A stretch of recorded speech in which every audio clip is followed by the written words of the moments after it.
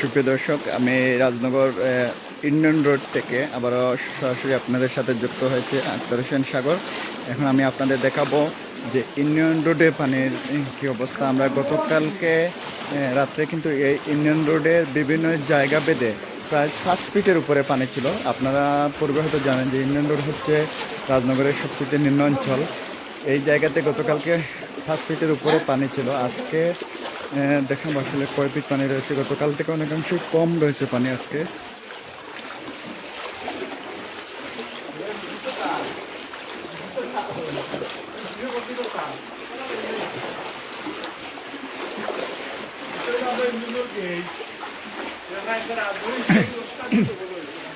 সেলিম ভাই, আপনি তো ওই রোডে একজন বাসিন্দা, মানে এই রোডে গতকালকে থেকে আজকে কি পানি কমেছে? কিছুটা কমছে না? পানিটা কমে যেরকম পানি বাড়তে জীবনে সারছে না। মানে এই বন্যায় কি পরিমাণ ক্ষতি হতে পারে এই সড়কের ব্যবসায়ীদের?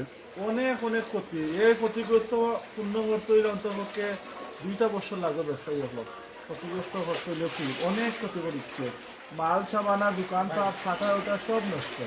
জি, ধন্যবাদ আপনাকে। আমরা কথা বলছিলাম এই সড়কে বসবাসকারী একজনের সাথে, যিনি জানিয়েছেন যে এই দোকানের এই বন্যায় মানে অর্থাৎ দোকানপাট যা রয়েছে সব দোকানপাটের কিন্তু জিনিসপত্র ইতিমধ্যে নষ্ট হয়ে গেছে। আপনারা দেখতে পাচ্ছেন রাজনগর যে ইউনিয়ন রয়েছে, তো 5 নং রাজনগর ইউনিয়ন, সেই ইউনিয়নের যে সম্মুখের গেট রয়েছে সেই গেটেও কিন্তু এখন প্রায় 1.5 থেকে 2 ফুটের উপরে পানি রয়েছে। আর সেই রোডের সম্মুখে যে সড়ক রয়েছে সেই সড়কে কিন্তু আপনারা দেখতে পাচ্ছেন যে পানি 2.5 ফুটের উপরে রয়েছে। অনেকে কিন্তু মানে অনেক জায়গা বেঁধে কিন্তু সম্মুখে আরও বেশি পানি রয়েছে।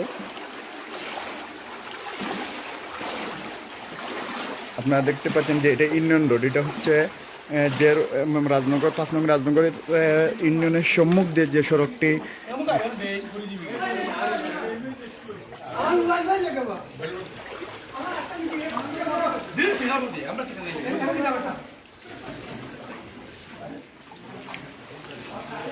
ডেন হইব ভাই, ডেন পাই না।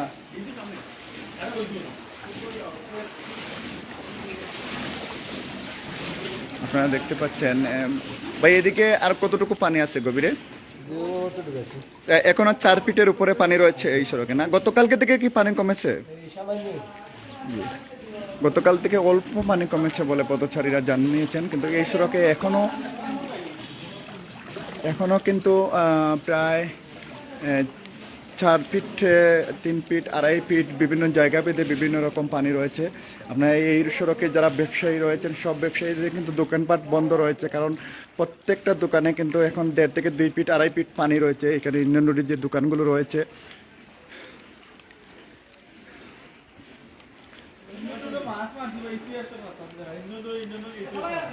এখানে একজন স্থানীয় বসবাসকারী জানাচ্ছেন যে ইউনিয়ন রোডে এটা ইতিহাসের পাতায় লেখা থাকবে যে রাজনগর সদরের ইউনিয়ন রোডে মাছ শিকার করেছেন, যা ইতিহাসে এই প্রথম। আপনারা দেখতে পাচ্ছেন কিন্তু এখানে এখন যত সময় আমি সামনে অগ্রসর হচ্ছে তত কিন্তু সড়কে পানির পরিমাণ অনেক বেশ বাড়ছে বা বেশি দেখা যাচ্ছে।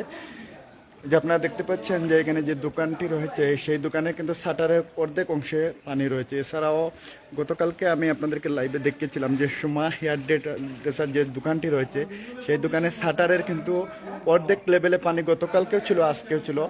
হয়তো সামান্য 1 ইঞ্চির মতো পানি এই দোকানের সম্মুখে কমেছে। আপনাদেরকে একটু যদি আমি দেখাই যে এখানে আমার কিন্তু এখন এই লেভেলে পানি রয়েছে, অর্থাৎ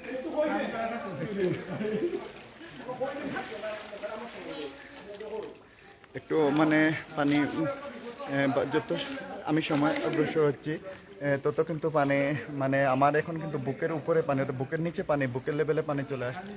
আচ্ছা, এখানে যত অগ্রসর হচ্ছে তত কিন্তু পানি বৃদ্ধি পাচ্ছে।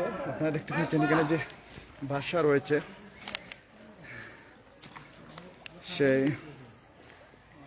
সেই বাসার কিন্তু যে গেট রয়েছে গেটের অর্ধেক লেভেলে পানি।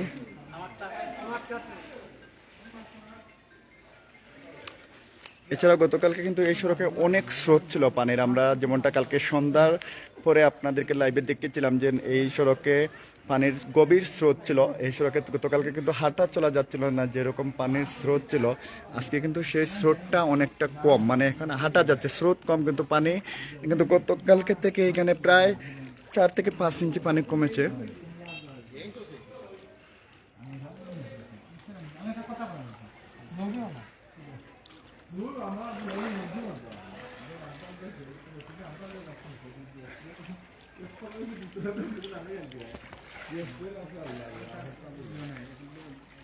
আপনাদেরকে যদি আমি দেখাই এখন আমার কোন লেভেলে পানি রয়েছে, আমার কিন্তু এখন মানে কোমরের উপরে অর্থাৎ বুকের নিচ অংশেই পানি লেভেল চলে আসছে, এতটাই পানি এই রোডের মধ্যে। এই রোডে চলাফেরা এখন অনেক কঠিন, যদিও এই রোডে আশপাশের বাসায় হয়তো বসবাসকারীরা অনেকেই আশ্রয়কেন্দ্র চলে গেছেন, কিন্তু অনেকেই বাসাতে অবস্থান করছেন।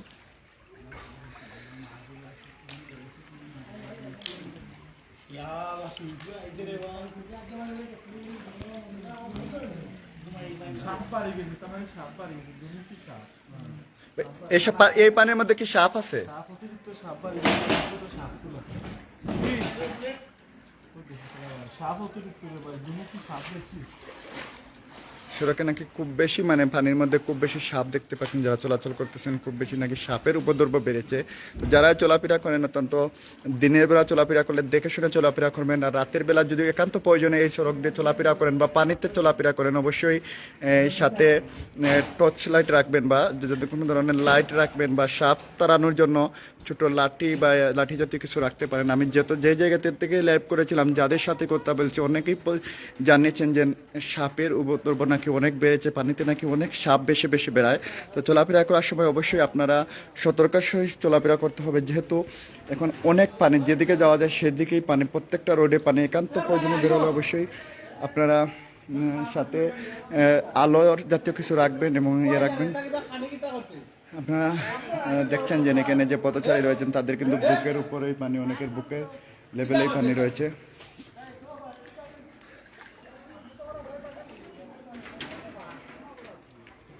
সুপ্রিয় দর্শক, আপনারা এতক্ষণ আমার সাথে থাকার জন্য ধন্যবাদ আপনাদেরকে।